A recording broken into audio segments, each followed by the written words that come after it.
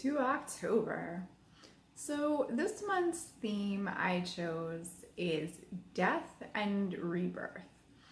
So I'm in the northern hemisphere right now and I'm experiencing the beginning of fall. So I'm seeing death start to happen.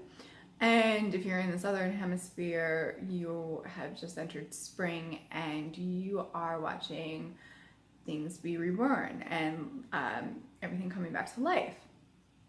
And I think it's really important for us this month to remember that we are connected to nature and that we are the same as the seasons, and that life and death happen simultaneously at the same time.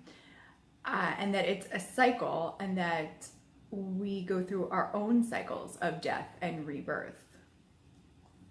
The other thing that I wanted to tie into the theme is also usually at the end of October, beginning of November, many cultures around the world, they celebrate deceased loved ones, ancestors, and those who have already passed on. And it's said that around that time period that the veil between the worlds is thinner, and that it's easier to contact those energies in the non-physical. So October, I feel this is a good theme for this month, and it gives us a lot to think about. But what I really want to focus on is how we can apply these things to our personal lives. So to remember that we are not separate from nature, that we are one with nature, and that when nature is entering these cycles, that we should be entering these cycles as well.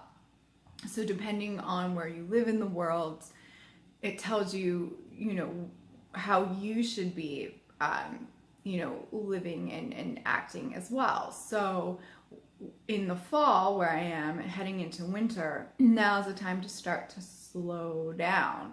So we talked about in September and August, August's theme was harvest, and then last month was change. So taking harvest and inventory of everything that we have accomplished this year, how far we've come, how we have grown, how we have evolved, and now how things are going to change. Now we're heading towards winter. This is a transition. Fall and spring are transitional seasons. Winter is the time where we slow down, we stop producing, we stop creating, we turn inward, we reflect, we nourish ourselves, we replenish, we store up and rest for the upcoming summer. And then summer is when we are at the peak, our energy is at its peak, and we're ready to take action and put our energy out there.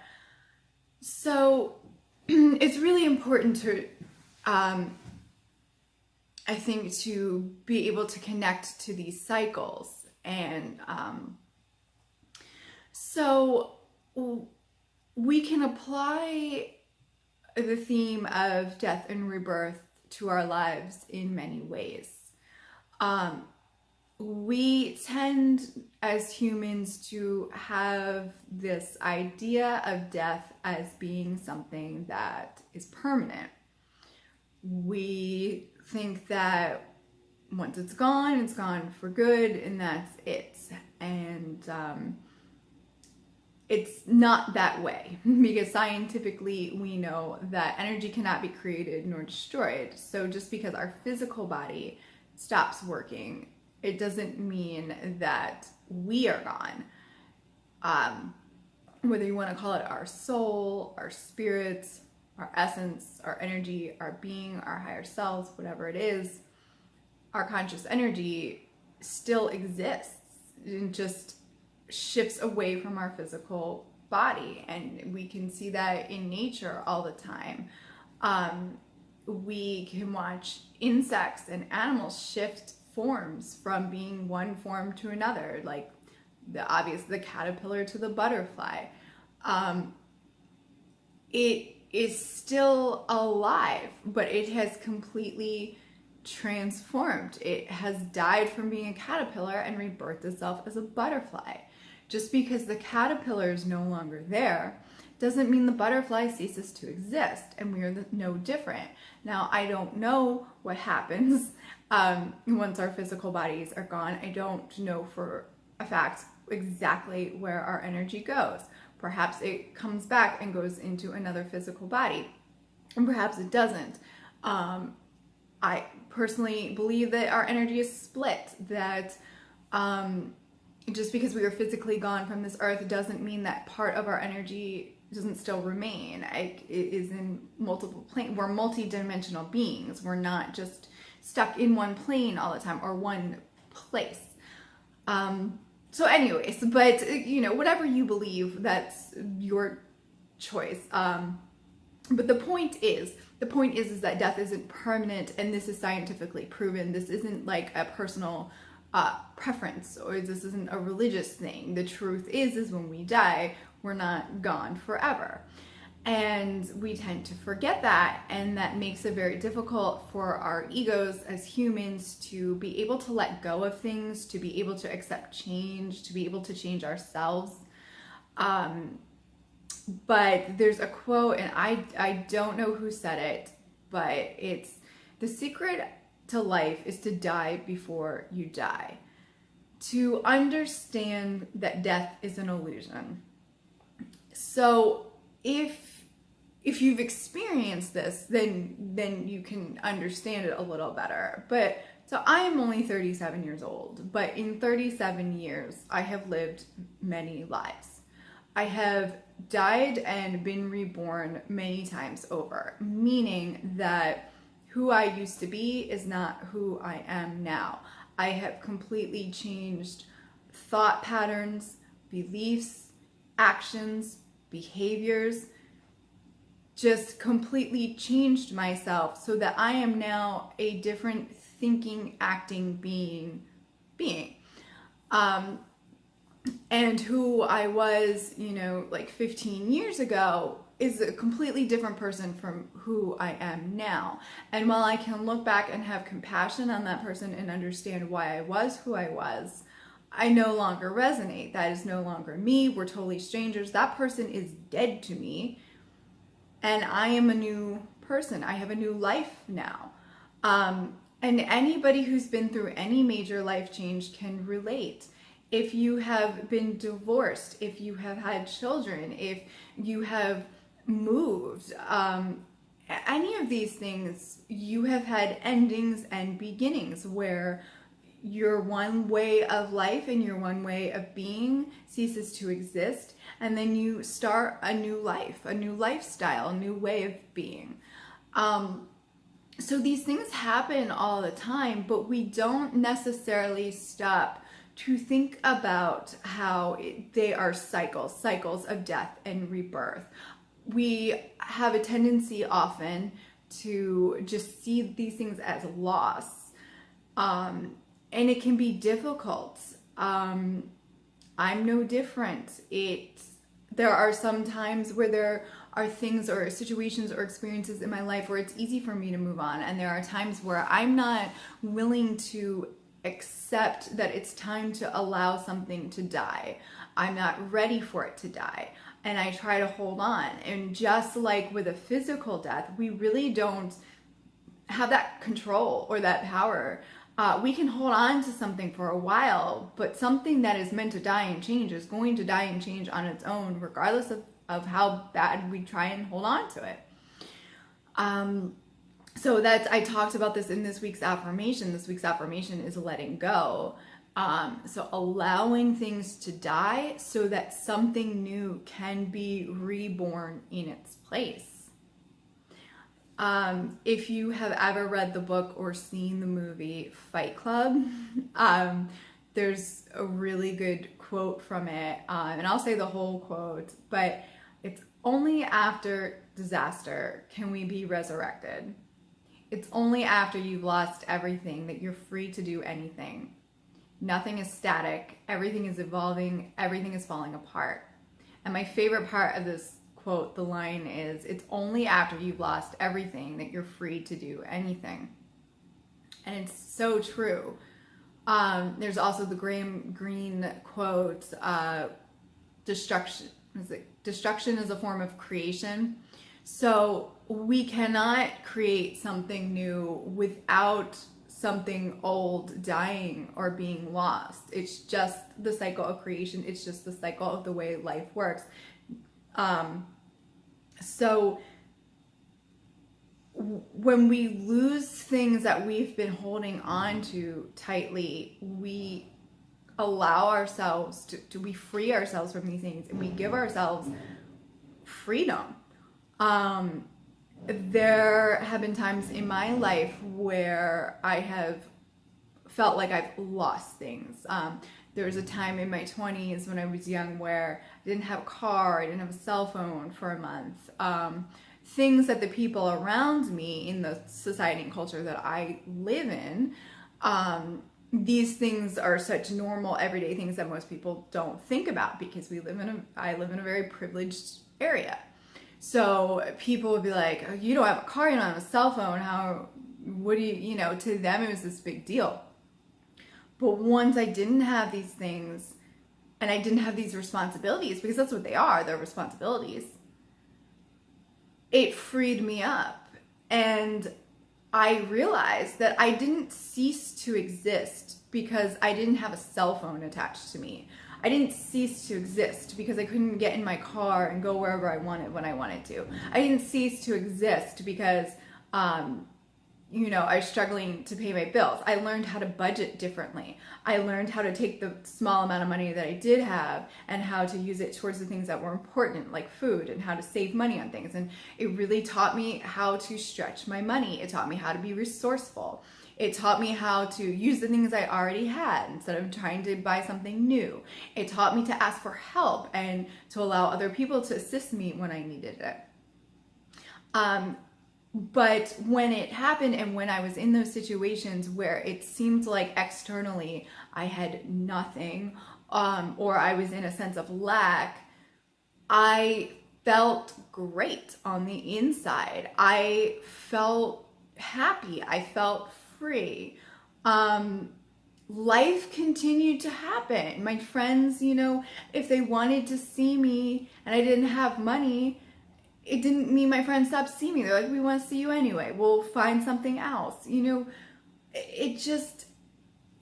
think as a society, we place so much importance on having certain things and money for security, and we become very attached to these things. And we lose a lot of our freedom that way from having these attachments. So you can use this cycles of death and life for so many things. Perhaps just you need to allow certain attachments to die, maybe certain negative thoughts, beliefs to die. Maybe your entire life needs to change. Maybe you need to start a new career, a new relationship, or just end a relationship. For me right now, like I said, I have died and rebirthed myself and evolved myself so many times in my life. Sometimes it has been a conscious decision. Sometimes I said, I don't want to be this way anymore. I don't want to live this way anymore. So I started making conscious choices and making conscious changes in order to become a different person, somebody who I thought was going to be better or more in alignment with my highest self. And then there have been times where the choice was not mine, where things just happened. Sometimes they were things that felt traumatic to me, and they were things that I grieved for years. They were difficult for me, but they forced me to become a different person, to grow, to evolve, to gain a different perspective on things. And so those changes have rebirthed me into a new person. So sometimes we have more control over it than, other times, or than we want. So right now, I've shared a lot about my current life situations, about my daughter graduating, turning 18, my father passing away, moving out of my house. I have some changes going on in my relationships. things like that, where it was just sort of one thing after another, where so much was changing in a short amount of time. And I finally got to a point where it occurred to me that my life was no longer the same as it was a few months ago. It's very different than it was. And the way that I was living and the lifestyle, there's a new dynamic now. And things that I was once responsible for, I am no longer responsible for. So all these things that fell away, as they were falling away, they were difficult for me. They felt painful. It felt like loss. It felt like lack. There was sadness. It was difficult for me to watch my daughter grow up. It obviously was difficult for me to watch my father pass away. It was difficult for me to move out of my house because I became very attached to it.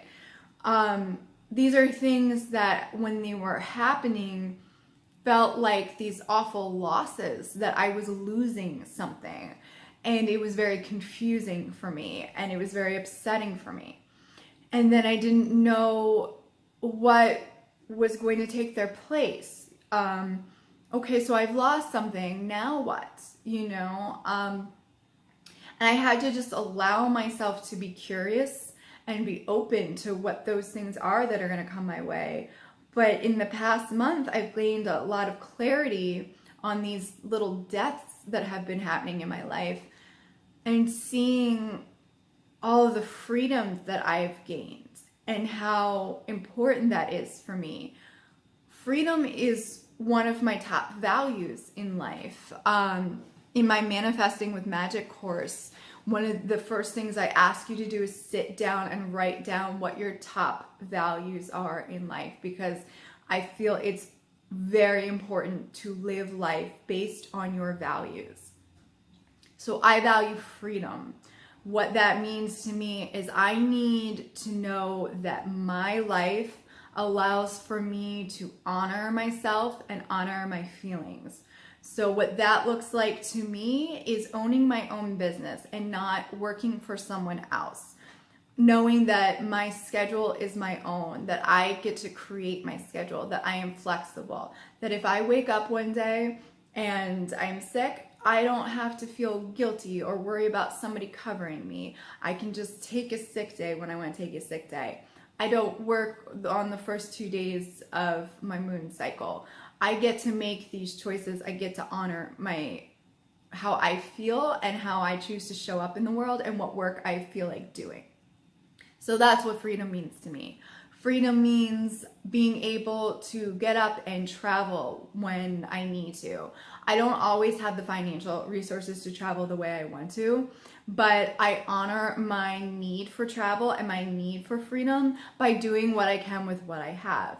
Maybe it means I go an hour outside of my area and the only money I spend is gas to get there. Maybe I just go for a long walk. Whatever it is, I find ways to honor my need to get out and be in the world, to explore, to immerse myself in the unknown, to learn about new places, new people. So it has occurred to me in this past month that all of these perceived losses have given me what I value most, and that's freedom. And so I made the choice that even though I was very comfortable in my life, where I was living, in my job, my day-to-day routine, I was very comfortable, I was very content, and I didn't want it to end.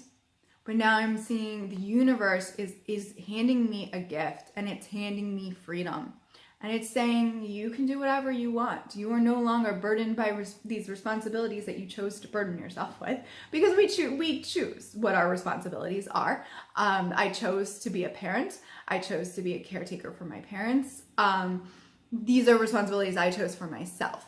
So, it's not about blaming, but it's saying, now I'm free from the responsibilities that I chose, and this is a gift for me, and now I can do what I want. And I've decided that what's best for me is to travel, to go someplace that I love and to immerse myself in that culture for a little while.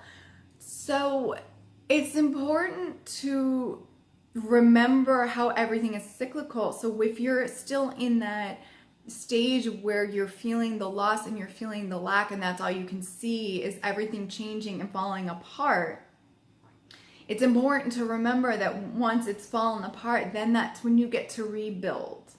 And you get to build bigger and you get to build better. And, you can't really do that if the old is there. It's like if you never get rid of any clothing and you have every piece of clothing you've ever owned since the day you were born, you were an infant, eventually you're going to run out of space. Realistically, I mean, your whole house would be filled with clothing. How would you have room to bring in new clothing if that's what you wanted? You can only bring in so much new if you're not clearing out the old. That's just how it works. You start to limit yourself. So death is a very necessary part and aspect to life. We have to have death. We have to have endings in order to create new. So that is one aspect to this month's theme. Another aspect is you could be actually grieving a physical death of a person. This year has been very strange where it's not just myself who has experienced the loss, but it seems like every time I turn around, somebody close to me, somebody I know, has experienced the death of someone close to them.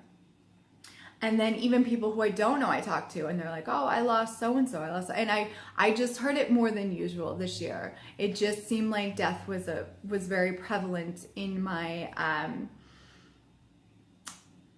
my experience this year, in my environment. That's what I kept noticing. So perhaps you might be in a situation where you did physically lose somebody that you cared about, and maybe you are in the grieving or the mourning process.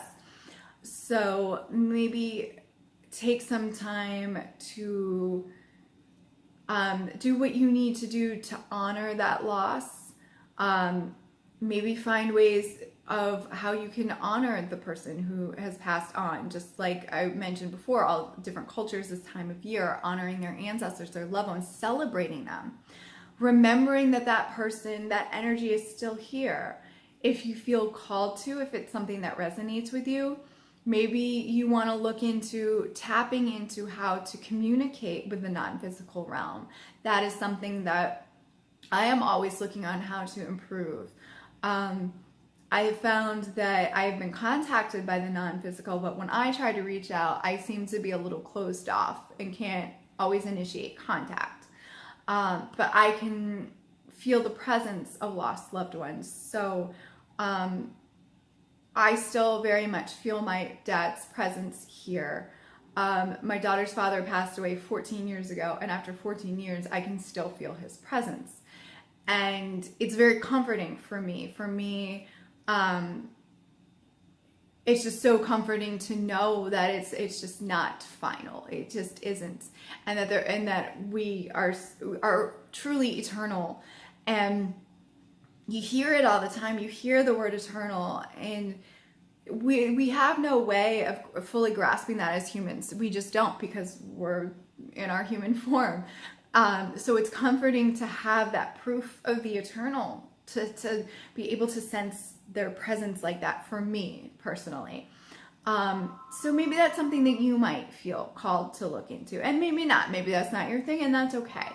But I do encourage you that if you are struggling and mourning a loss, to find ways of celebrating it, or what makes you feel better, of how you can accept it and not see it so permanently. My gosh, what else? I feel like I'm getting off track, but really, I love the idea of working with the seasons and knowing that there is no spring without winter, that, everything, it's cause and effect. We cannot have the birth without the death, the death without the birth. The cycle is ongoing. We have to have both, the duality, and it doesn't have to be scary.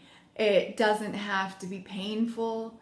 It doesn't at all. It's something that we should be celebrating, that we should be excited about. And I know that is not always easy for some people. So do what you can. Work with this theme in the way that works best for you. Take small steps. Figure out how you can apply it to your life or how it resonates with you. But I do encourage you to be optimistic and to remember that there is always a spring, that when there's, I mean, how many cliched sayings are there? When one door closes, another door opens. You know, nothing is taken from us without being given something that's better for us. And sometimes we can't always see that something is better for us in that moment. It may not outwardly look like what we want or we were expecting, but that doesn't mean that it's not what's best for us. So to just allow and to accept and to go with the flow in the cycles of life and allow things to end and begin, and be curious about what is happening next. Be open to what might be coming your way. So I hope that this month's theme treats you well. I know that it's something that I will be giving a lot of thought to over the month and really applying it to my life and really honoring the cycles, really allowing myself to sit in gratitude for all that I once had, and then express gratitude for all that is coming my way.